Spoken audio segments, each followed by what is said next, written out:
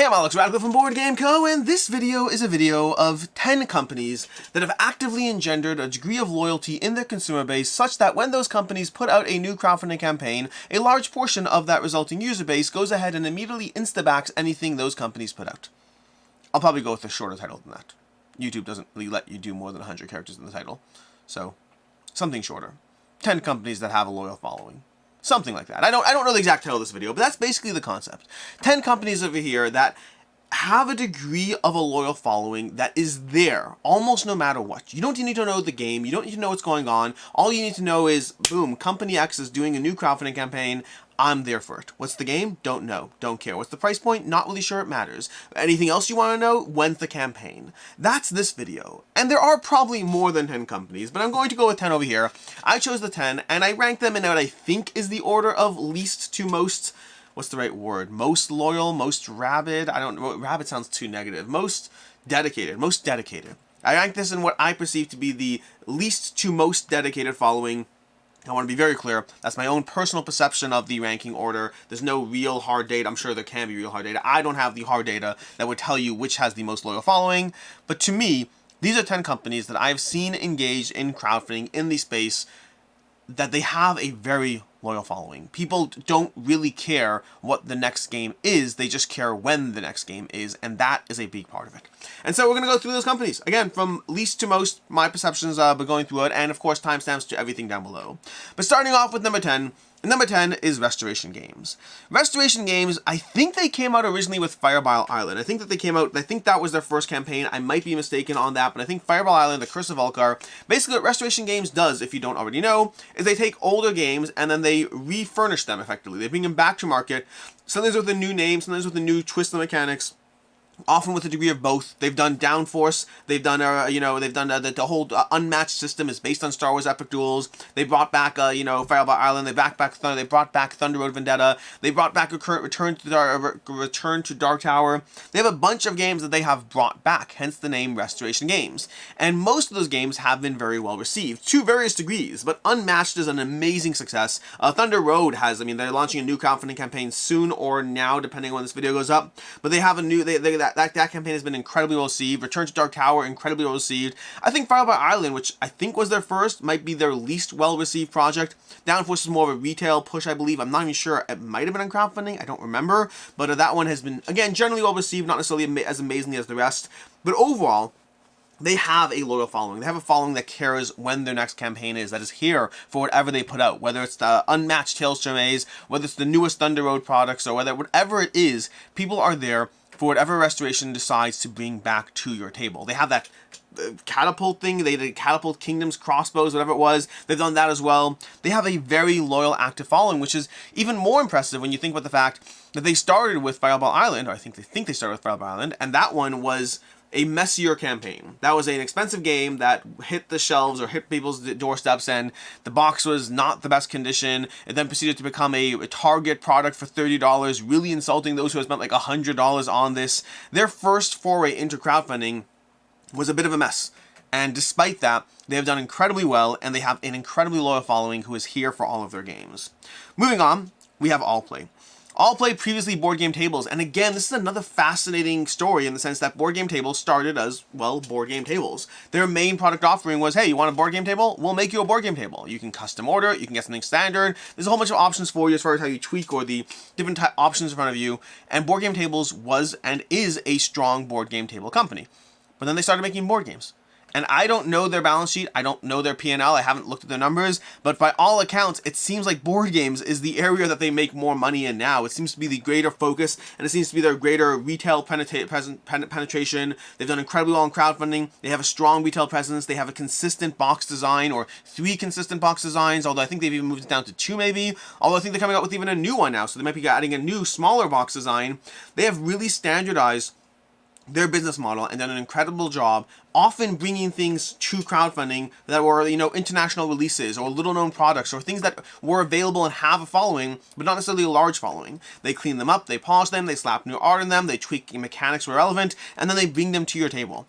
They have been doing this consistently for a long time now, and to the point that they rebranded their entire company from Board Game Tables to Allplay, and again, they launched a campaign There's a large group of people who are just there for whatever the next Allplay game is. Their standard structure, here's a group of games, here's a few extras along with it. You can go ahead and get those extras, you can wait till retail. If you back the whole bundle, you get all for free. They've very much standardized how they approach Kickstarter, what they do on the platform, and how their campaigns are. Again, speaking of coming soon or now active, they have River Valley Glassworks, a new one, which is going to be one of their first dedicated solo campaigns. Possibly their first one I've ever seen. I have to go through their campaigns. I don't think they've done a dedicated game in a singular launch, but they're doing that with River Valley Glassworks. So something a bit new, but again, something that I think is going to work well because they've shown. I mean, if you look at crowdfunding, historically speaking, companies that try to run multiple games in a single campaign, it doesn't often go as well as you might think it does. But in the case of Allplay, they do a good job with it. They have standardized it, they are consistent, and they manage to make a multi-game campaign work time and time again.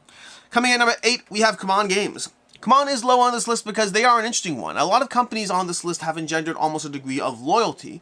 I don't know if the average CMON follower or backer has as much inherent loyalty. I think they usually treat it as, hey, we like the stuff you put out, but it is a bit, like I wasn't sure where to put CMON on this list. CMON could have gone higher up on this list, could have gone lower. I wasn't exactly sure where to put it. But CMON has done a good job over the years. And again, they've had rocky roads. They've come a long way in some areas. Some people are still not happy where they are. But a long time ago, CMON was very much not really engaging as much with the community. I remember the good old days, or the bad old days, if you think about it, of when you'd have a large audience of people who were even just asking CMON to put out any content at all on their game. They'd often have the crowdfunding page, but there'd be no coverage of the game, there'd be no gameplay of the game, you wouldn't see anything, you were backing its sight unseen to a degree. You see the page, see how it works, but you didn't get to see an actual gameplay. And for the past several years, they consistently have put out gameplays and videos and content on their campaigns. They've consistently started running live streams every single Friday during the course of their campaigns, and then multiple times throughout the year when out there without having a campaign. They put out a lot of announcement, a lot of engagement. They have come a long way in terms of how they engage with the community, how they listen to the community. Despite the missteps, and there have been missteps, there has been a lot of times where they have reacted to what people are complaining about. Not necessarily as fast as you might like, but you'll see changes or shifts from campaign to campaign in terms of the way CMON addresses the crowdfunding space, and they consistently put out a type of game, a style of game that appeals to a certain type of gamer, myself included in that. And they have a lot of people who are backing their games, not necessarily sight unseen, but with a degree of whatever CMON puts out is likely something I'm interested in. It will probably cost me an arm and a leg, and if they put out several campaigns a year, which they do, I am likely spending a decent portion of my income on CMON Games titles, but there are people who are there for it, and that's why they're on this list. Moving on, we have Leader Games. Leader Games, another company that's starting with Root, not necessarily starting with Root, but I think from Root onwards, had an incredibly loyal following. They started with the game before that I forget the name of it, but the one where you play in a dungeon, someone literally plays as the dungeon, I can't remember the name of it, but it's a somewhat popular game. It was fairly popular, but then they came out with Root, which completely took the world by storm. I remember the Gen Con it was released. I think it was Gen Con. It might have been a different trade show. I remember seeing the pictures of the shelves full of it, of the pallets full of Root that all sold out, and people couldn't get their hands on that game. It was a game that was very hard to get your hands on for a long time, and then they started running crowdfunding campaigns, you know, with expansions and options and more ways to get your hands on it. But Root is absolutely Leader Games' claim to fame. It's the game that brought them a huge loyal following who's there not just for the games, but for Kyle Ferrin's art, whether it's not it is present. Have any of the games not been Kyle Ferrin's art? I'm not even sure now. But then they had Root. They have all the Root expansions that, again, have a loyal following, a loyal audience who have backed those games, whether it made sense to or not.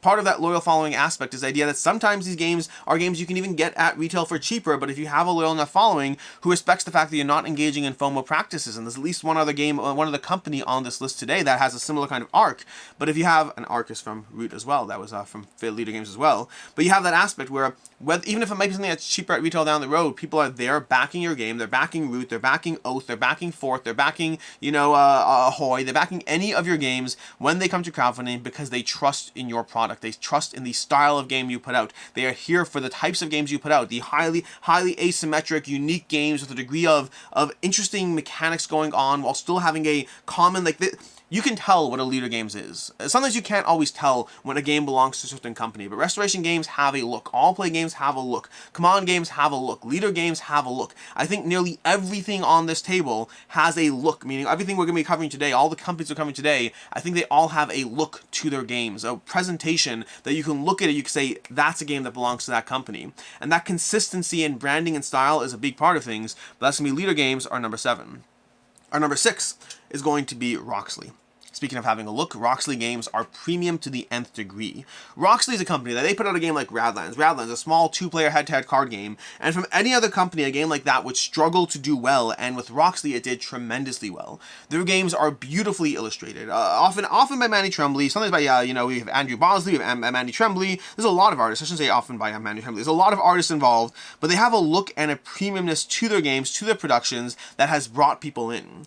I could be wrong, I think they started with Santorini way back in the day. It was one of the first campaigns I ever backed before I considered myself a crowdfunding consumer or whatnot. Before the days where I just looked at every campaign, but rather I just saw something that caught my interest. Santorini caught my interest. It looked interesting. I backed it. I was excited for it. It arrived. It's still here to this day. And if you follow my content, you know that is a feat for a game to last that long. Not all games stand the test of time. I go through a lot of games. Santorini is still here. Steampunk Rally was fantastic. Radlands is fantastic. Brass Birmingham, they took a game that was a popular game and they made it the #1 game on BGG with Brass Birmingham. They have coming from Brass Lancashire before it. Their games are premiumly produced. They have the entire Dice Throne line, which, despite not being their games originally, now is one of their games and looks like one of their games. It's like a separate company, separate entity, but again, it feels like a Roxley game. It feels like a Roxley production in the sheer premiumness of what they're doing, and the combination of having a deluxe version and a retail version, both of which are gorgeous, but the deluxe version is just a little bit more gorgeous and a little bit more to it. There are people, again, Roxley Games put out a game. Anything Roxley puts out is guaranteed to do well. How well it does is a different conversation, but it's guaranteed to do well. They have a loyal audience for a good reason. Coming in at number 5 over here, we have Garphill Games. I mentioned there's another company that often puts out games that isn't necessarily worth backing on crowdfunding, and I do feel that way about Garphill Games. I think that they offer good campaigns. You have to take into account the international audiences, so their games are still worth it to a large degree for a large portion of people who want it early, who want some of the extras, don't want to hunt things down, or the international audience. But there's a lot of people who take a look and say, hey, I can get this cheaper at retail, but they still back it. They respect the anti-FOMO approach. They respect the lack of trying to drive anyone towards crowdfunding just because they're worried about pricing or exclusivity or any of that.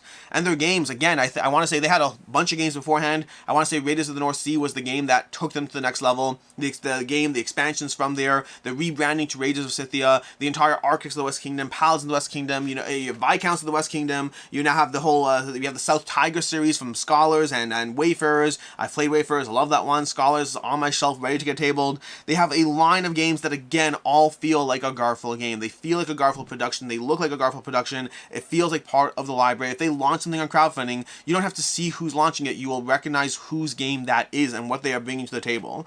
They have the Circadians line, which looks a drop different, but still feels within that universe to a degree. But Garphill Games has engendered tremendous loyalty within its fan base. Tremendous loyalty, both the respect for the game and the quality they put out. The amount of times I've seen someone on a Facebook page somewhere saying, I consider Garphill Games an auto back. The idea that as soon as they launch something, you're interested in the game because it's going to deliver. Whether it's an expansion, whether it's a base game, whatever it is, it's going to deliver an experience to you that you are happy about. That excitement, that loyalty is why they're on this list. Coming in at number 4, we have Awaken Realms. Awaken Realms obviously present here as well. They have been around for a long time. From a small startup selling like miniatures on Kickstarter that didn't do particularly well, to then bringing Nemesis to your table. I have to look back in the first big game. No, this War of Mine. I think this War of Mine was their first big game. And big is relative. I don't remember what it was. It might have been a few 100,000, maybe 100,000. But back then, that was a huge amount. And they've took that to the next level with their next game. And their next game, bringing you anything from the Edge Dawnfall to Nemesis, which continues to be their best-selling game by a long margin. They have Lords of Hellas, Lords of Ragnarok, they have The Great Wall, they have so many titles, Tainted Grail, Kings of Rune. They have a lot of titles that they have brought to market, and again, they feel like an Awaken Realms game. Anything you see that is, well, Awaken Realms, it has that prestige, it has that. Castle of Burgundy could be an interesting exception there, because it has the production value of an Awaken Realms game, but it's also Castle of Burgundy, so it's not their typical fare. So that one might be a little bit of exception as far as how it feels like an Awaken Realms title. But generally, Awaken Realms, they have a lot of people who have been with them for a very long time, who have followed their campaigns. Isis Vanguard, I forgot about that one. They're the combination of miniature production, the sun drop that they've brought to the table, the narrative style that is present in most of their games, not necessarily all of their games. They have a game type, a heavily thematic game that whether it falls a bit more Euro, whether it falls more a bit more Ameritrash, whether it's full-on narrative, their games have a style, an approach, and an audience that is there for their games. Nemesis Retaliation bringing $12 million, making it the third most crowdfunded game of all time. It's absolutely insane to the level of the level to which this company has done and what they've brought to the table. I should say asterisk here that I debated putting Kingdom Death Monster on this list. The only reason I didn't is because Kingdom Death Monster is more of a game than a company. Yes, they put out multiple games, multiple products, and people who like Kingdom Death Monster are here for it. They were in my original shortlist, and I was like, it's only one game, so I took them off. That's the only reason they're not here. But either way, Nemesis Retaliation, Awaken Realms, I say, Awaken Realms in general, they have an audience, they have a fan base, they put things out, there's a huge amount of people who want to know more, and there's a huge amount of people that are hitting back day one, no matter what. Coming in number 3, we have Orange Nebula.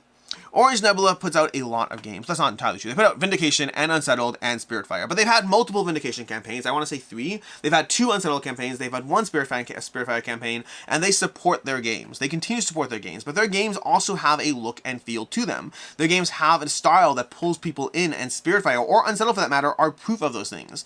Unsettled was a game that I remember backing Unsettled. I remember when the campaign was live. And I remember the sense of confusion from people of, what is this game? What are you actually promising us? And despite that, the campaign raised over $1 million and did tremendously well. People bought into whatever Unsettled was without having a clear picture of what Unsettled was. Fast forward, and Unsettled is now more highly rated than Vindication. I think Vindication is higher in BGG because there's more ratings, but Unsettled has a higher average rating than Vindication. People love that game, love that system. I still prefer Vindication. It was my #1 game last year, but I do think Unsettled is absolutely amazing. Both of them are phenomenal experiences that did deliver, but Unsettled is backed purely on the credibility that ONEB had built for themselves. It's purely built on the fact that you delivered us good experiences, you have delivered, we're going to take a risk on this unknown.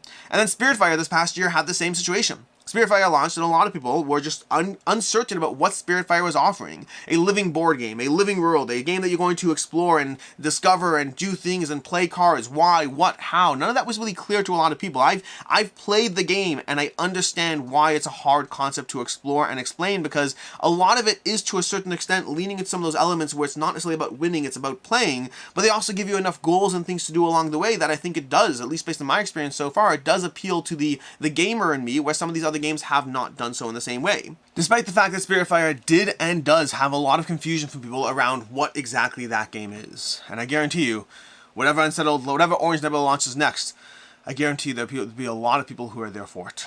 Coming in number 2, we have Chip Theory Games. Chip Theory Games, a similar degree of just sheer mass adoption of whatever they put out. And Roth is going to be the interesting test in the line of what Chip Theory is doing, because one of the things I've said is that all these companies, their games are recognizable.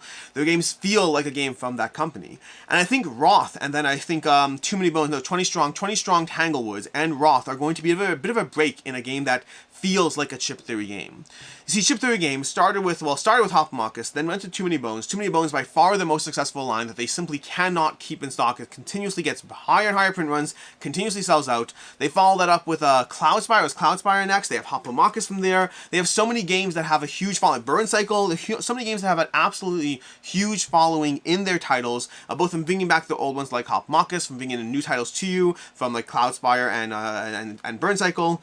And then they also have now coming to Roth, an area control game, I believe designed by Mandy Tremblay, illustrated by Mandy Tremblay from, well, Dice Throne earlier in this conversation, or not Radlands, he did Dice Throne, some other games as well. But either way, we have a Roth coming to you from Mandy Tremblay and Chip Theory Games, and it doesn't necessarily feel like a Chip Theory Games in the typical sense. I've seen the art on the board. The board does look gorgeous, but this box doesn't feel like Chip Theory. So it's going to be an interesting conversation as to that little bit of break from what a Chip Theory Games feels with. Oh, the Elder Scrolls. I forgot about the Elder Scrolls as well, and 20 Strong for that matter.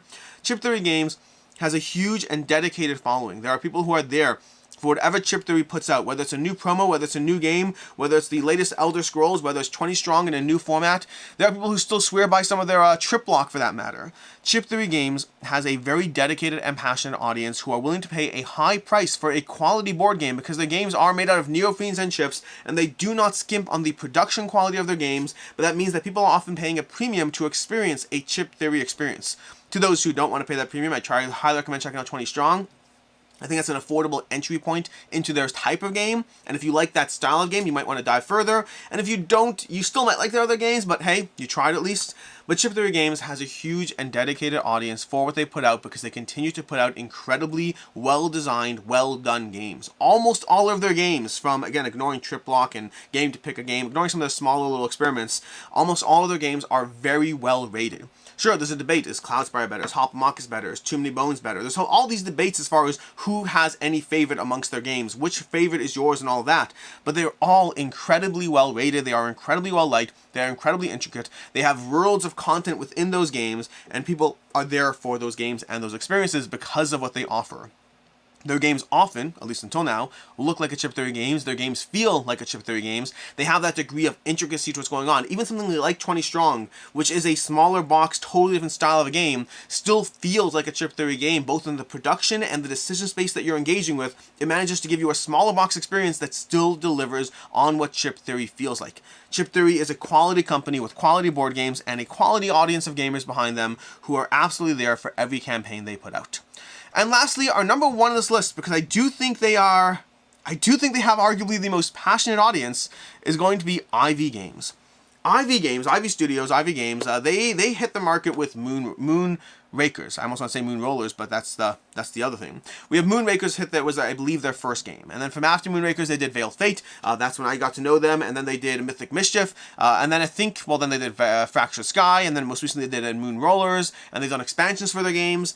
But they launched with Moonrakers, which is a very expensive deck building game. A very expensive deck building game that felt different than other deck building games in the market because of the nature of how it operated, because of the nature of the cooperation and negotiation needed within that system. And then again, the quality of production, the quality components. They've often been compared almost to Apple in the way there's almost a degree of too much within the way their games are. If you ever look through the Moonrakers rulebook, if you've ever held it in your hands and flipped through it, it feels almost like someone was trying too hard. In a way that works, in a way that delivers, but it has that feeling of, look at us, we're a premium brand, we're a premium company. You see that with games like Mythic Mischief, where they went ahead and launched entire clothing brands, start to have Mythic Mischief hoodies and hats and gear and jackets. They now have gear for all of their games. They are effectively creating a lifestyle brand across a board game company.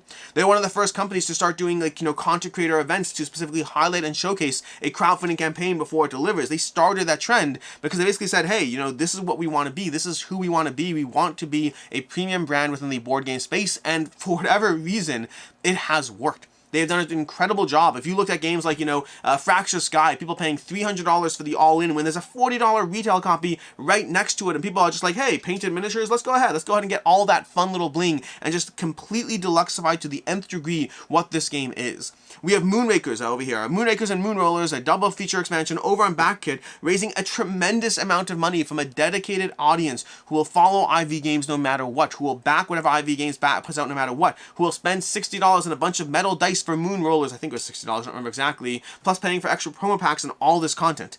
They have a lot of stuff for their games, and they put out a lot of stuff for their games, from the games themselves, to the expansions, to the various extra gear and promos and anything else. They have backpacks and notebooks and all these things that really make them feel, I don't know, they feel like a luxury brand. I remember at Level Up Retreat, the retreat we ran this past February, the amount of people who are wearing ONEB gear and IV Games gear was a lot. There were a lot of people who were just wearing shirts and hoodies and hats from those two companies. It's just, there are companies who brand themselves as a lifestyle, and I very much think that IV Games has done so incredibly successfully and will carry backers with them along the way, no matter what they do next. And that's what we have over here.